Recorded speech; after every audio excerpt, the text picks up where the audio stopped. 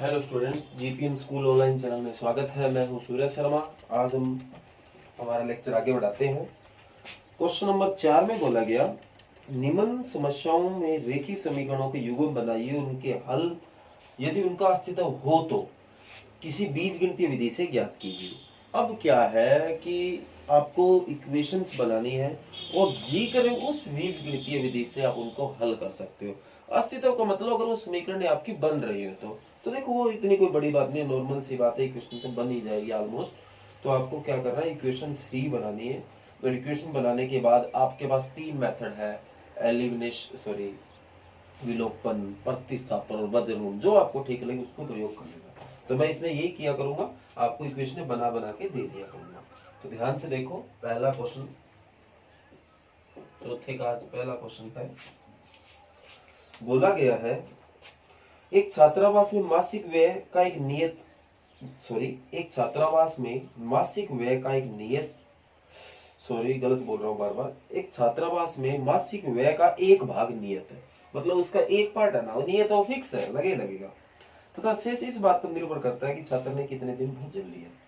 जब एक विद्यार्थी ए वो 20 दिन तक भोजन करता है और वो 1000 रुपए छात्रावास को देता है, जबकि दूसरा विद्यार्थी बी है वो 26 दिन तक भोजन करता है और छात्रावास को 1180 रुपए देता है, तो उसका नियत व्यय और प्रतिदिन के भोजन का मूल्य ज्ञात कीजिए। ये क्वेश्चन आप समझ सकते हो। अब मान लो कोई होटल में रुकते हैं, तो एक तो रूम का चार्ज लगता है और ऊपर से अगर खाना पीना करेंगे तो अलग ही होगा। ये तो नहीं कि रूम अगर 500 का एक पर डे अपन ले लिया तो उसके अंदर सारा कुछ ही होगा। वो तो उन्होंने रूम की फैसिलिटी दी है, प्लस खाना पीना करेंगे पर डे के हिसाब से वो चार्ज अलग लगता रहेगा।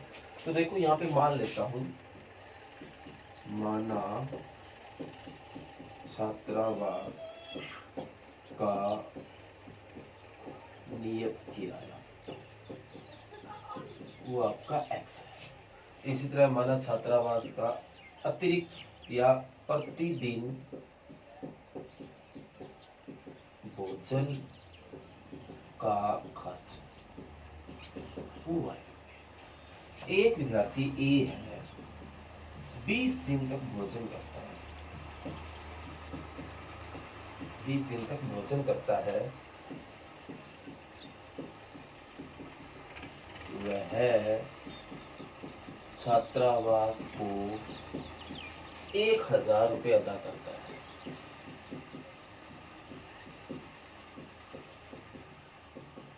तो देखो 20 दिन तक भोजन किया तो इसका मतलब वो वहां रुका तो है ही, तो वो एक्स तो उसका लगना ही लगना है। अब 20 दिन तक उसने भोजन किया तो एक दिन का खर्चा है वाई, तो 20 दिन का हो गया 20 वाई। अब दोनों का कुल जो खर्चा है उसने मिला के 1000 रुपये दे दिया। समीकरण नंबर 1। इसी तरह बी जो विद्यार्थी है वो 26 दिन तक भोजन करता है और उसने दिए हैं 1180 रुपए, उसने इतने दिए हैं।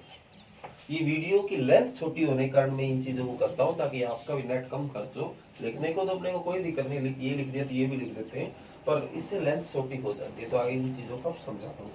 तो ये x और ये 26y हो जाएगा बराबर 1180, समीकरण नंबर 2। अब आगे इनको जो जी करें उस विधि से आप सॉल्व। इसके बाद जो क्वेश्चन आ रहा है वो भिन्न वाला है, और भिन्न वाले क्वेश्चन आपको हम कितनी बार बता दिए कि बहुत ज्यादा इंपॉर्टेंट क्वेश्चन होते हैं। सेकंड पार्ट, एक भिन्न 1/3 हो जाती है जब उसके अंश में से 1 घटाया जाए, और वह 1/4 हो जाती है जब उसके हर में 8 जोड़ दिया जाता है, तो वह भिन्न ज्ञात करें। तो देखो मान लेते हैं, माना अंश x और हर y, तो भिन्न आपकी बन गई अंश बटा हर x बटा y। अब ये बात लिखो, एक भिन्न 1/3 हो जाती है जब उसके अंश में से 1 घटाया जाए। एक भिन्न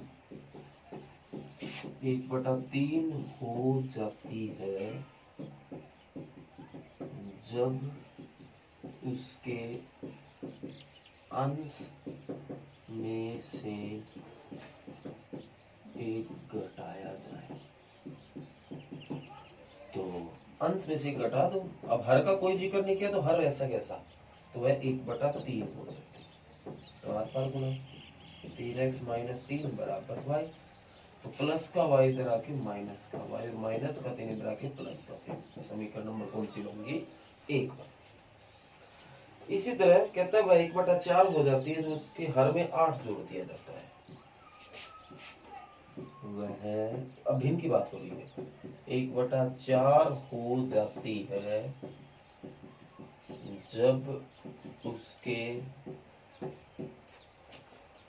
हर में 8 जोड़ दिया जाए। देखो अब अंश का कोई जिक्र नहीं है, तो अंश ऐसा कैसा हर में 8 जोड़ दो तो y + 8 और वह 1/4 हो जाती है। तो आर पार गुणा करते हैं भाई 4x बराबर y + 8। y को इधर ले आकर माइनस का y बराबर 8। समीकरण नंबर क्या इसको हल कर लोगे? जो जिक्र वो मेथड लगा सकते हो, विलोपन, प्रतिस्थापन और वजन, जो ठीक लगे।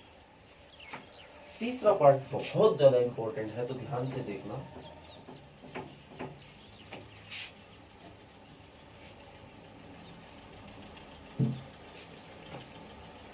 यश ने एक टेस्ट में 40 अंक अर्जित किए जब उसे प्रत्येक सही उत्तर पर 3 अंक मिले और अशुद्ध उत्तर पर 1 अंक की कटौती की गई। यदि उसमें सही उत्तर पर 4 अंक मिलते और अशुद्ध उत्तर पर 2 अंक कटते तो उसको 50 अंक प्राप्त होते। तो टेस्ट में कितने परसेंट थे? तो यहाँ प्रश्न तो है और वो कुछ सही कर रहा है और कुछ गलत कर रहा है। अब गलत पे क्या है, यहाँ नेगेटिव मार्किंग मार्क्स कट हो रहे, कम हो रहे हैं। तो हम मान लेते हैं, माना प्रत्येक सही, माना यश द्वारा किए सही प्रश्न x और गलत y, मतलब उसने सही किए x और गलत किए हैं y। अब बोला यश ने एक टेस्ट में 40 अंक अर्जित किए जब उसे प्रत्येक सही उत्तर पर 3 अंक और अशुद्ध उत्तर पर 1 अंक की कटौती गई। यदि उसको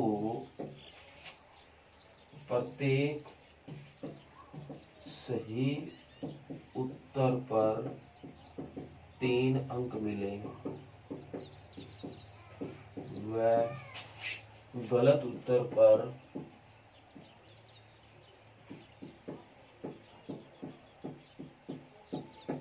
1 अंक कटे तो उसे कुल 40 अंक प्राप्त होते हैं। ये है भाई, प्रत्येक सही उत्तर पर 3 अंक मिले। अब उसने सही किए कितने? x। अब मान लो मैंने सही किए 5, 1 पे 3 मिले तो 3 5 15 गुणा करूंगा तो 3x। अब गलत उत्तर 1 पर अंक कटे 2 y और y गलत प्रश्न किए और अंक कितने कटे? 1 पर 1, तो कुल अंक कट गए इसके y। अब कटे तो बीच में माइनस ही होगा ना, तो नेगेटिव मार्किंग जो अपने सही प्रश्न की उसमें से कम ही होते हैं और टोटल जो नंबर बना उसका 40 आया। दोबारा से देखो यहाँ माइनस कैसे हुआ? ये मान लो नेगेटिव मार्किंग, तो नेगेटिव मार्किंग हमारा टोटल कम ही करती है, तो कम करती है तो माइनस होता है। आगे बोला कि अगर उसको सही उत्तर पर 4 अंक, गलत उत्तर पर 2 अंक कटे तो कुल 50 अंक प्राप्त होते हैं। इस बात का ध्यान दें। तो वही स्टेटमेंट 4x - 2y बराबर 50, समीकरण नंबर 2। तो आगे आपको बताइए कैसे हल होता है। तो इसमें सोल्व करोगे x और y का मान आ जाएगा। अब इसने आखिर में पूछा कि इस टेस्ट में कुल कितने प्रश्न थे, तो कुल तो सही और गलत को मिला देना भी। x जितना आएगा शायद 15 आएगा और y 5 आएगा, उसको सोल्व करोगे तो 15 और 5 20 आपका आंसर आ जाएगा। फोर्थ पार्ट आपको अपने आप करना है, मैं इसकी पीडीएफ आपके पास भेज दूं। अगर आपसे नहीं होता है तो आप मेरे को इस वीडियो के नीचे कमेंट कर सकते हैं कि सर हमारी प्रॉब्लम है। पांचवा पार्ट बहुत ज्यादा इंपॉर्टेंट है और पिछले मैं 3-4 सालों से इसको हर बार पेपर में देख रहा हूँ। इतना ज्यादा इंपॉर्टेंट क्वेश्चन है, बस ध्यान से देख लेना। आपको शायद ज्यादा देखोगे समझ भी नहीं आएगा, पूरा ध्यान लगाओगे तब जाकर समझ आएगा। कहते हैं आयत का क्षेत्रफल 9 वर्ग इकाई कम हो जाता है यदि उसकी लंबाई 5 इकाई कम कर दी जाती है और चौड़ाई 3 इकाई बढ़ा दी जाती है। कहता है कि एक आयत है, उसकी अगर लंबाई अब 5 कम कर दे, चौड़ाई 3 बढ़ा दे, तो जो उसका क्षेत्रफल आएगा वो पहले जो क्षेत्रफल था उससे 9 कम आ जाएगा।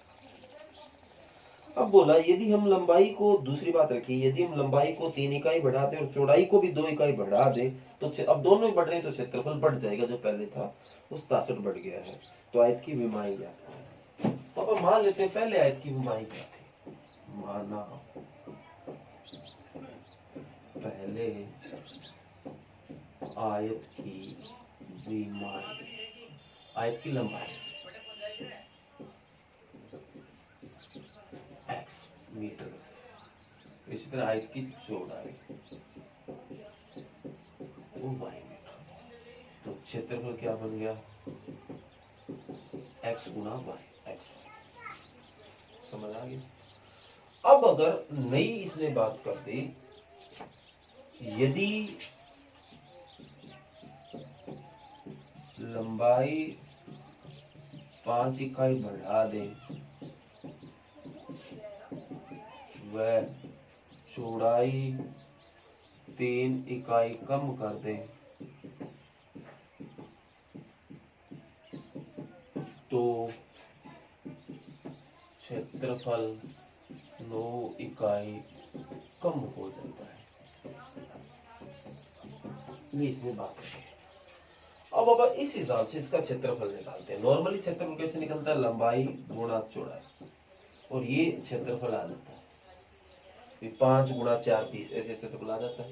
अब इसने, ये बड़ा पुरानी बात है, अब कहता है इसकी लंबाई 5 बढ़ा दो, चौड़ाई 3 कम कर दो, तो क्षेत्रफल आपका 9 कम हो जाएगा। ठीक है, तो ये आपस में गुणा करो, x की y से xy, x की -3 से -3x, 5y -15, इधर लो -xy और -9 +9 हो गया, तो xy से xy का, तो -3x प्लस 5y -15 और प्लस का 9 है माइनस का 6 बराबर 0। समीकरण नंबर है 1। आगे बोला मैं यदि लंबाई 3 इकाई बढ़ा दें व चौड़ाई 2 इकाई बढ़ा दें तो क्षेत्रफल 67 इकाई बढ़ जाता है।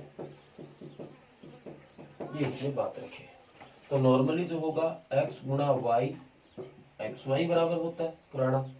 अब कहता है ये 3 प्लस कर दो, ये 2 प्लस कर दो, तो जो कुल क्षेत्रफल बनेगा वो 67 बढ़ जाएगा जो पहले था। करो सोलो, x गुणा वाई एक्स वाई, एक्स की 2 से गुणा 2x प्लस 3y बराबर 3 दूनी 6, प्लस का एक्स वाई इधर रखे माइनस का, प्लस का 67 इधर रखे माइनस का, एक्स वाई से एक्स वाई का, तो 2x प्लस 3y, 6 में से 67 गया माइनस 61 बराबर 0। समीकरण नंबर कौन सी आ गई? 2। क्या आगे इनको हल कर लोगे? तो ये आपका पार्ट नंबर 5 से मोस्ट इंपोर्टेंट पार्ट है। एक पार्ट नंबर 4 मैंने आपको अपने आप करने के लिए छोड़ा है, अगर नहीं होता तो कमेंट करोगे तो वो भी आपको करवा दिया जाएगा। Thank you.